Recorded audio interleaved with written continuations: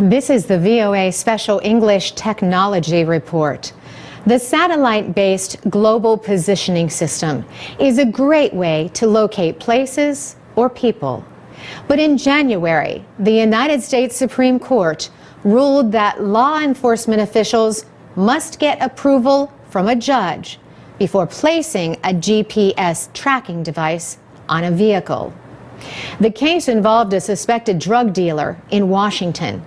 Police put a GPS device on his car and tracked his movements for almost a month. That led them to a house with nearly 100 kilograms of cocaine and $850,000 in cash. Antoine Jones was found guilty and sentenced to life in prison. He appealed his case all the way to the Supreme Court. Law professor Christopher Slobogan at Vanderbilt University in Nashville, Tennessee, says, Mr. Jones argued that that evidence was obtained illegally because the police did not have a warrant. And his argument was, in essence, that use of the tracking device was an unconstitutional search under the Fourth Amendment to the United States Constitution, which provides that the government may not engage in unreasonable searches and seizures. Mr. Jones claimed that the absence of a warrant made this search unreasonable. And, says Professor Slobogan, the High Court agreed. All 9 members of the court, conservative members as well as liberal members, decided that the Fourth Amendment was violated in this case.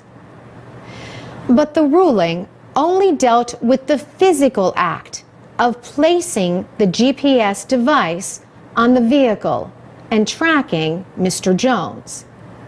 Justice Antonin Scalia wrote the majority opinion. Justice Scalia said the case did not require the court to decide if electronic monitoring without trespassing onto someone's property is also a violation of privacy.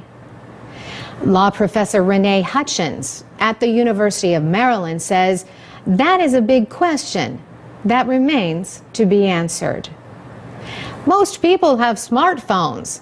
A lot of people have cars that have GPS pre-installed, so the government doesn't have to do the installation. The installation, which was the hook for Justice Scalia, is already accomplished. We do it voluntarily. Justice Sonia Sotomayor suggested that the court may have to rethink what privacy means in modern society, where people voluntarily give up a lot of personal information. As Professor Hutchins put it, in a world where there's Facebook and GPS on your cell phone and GPS in your car, how should the court be thinking about constitutional protections?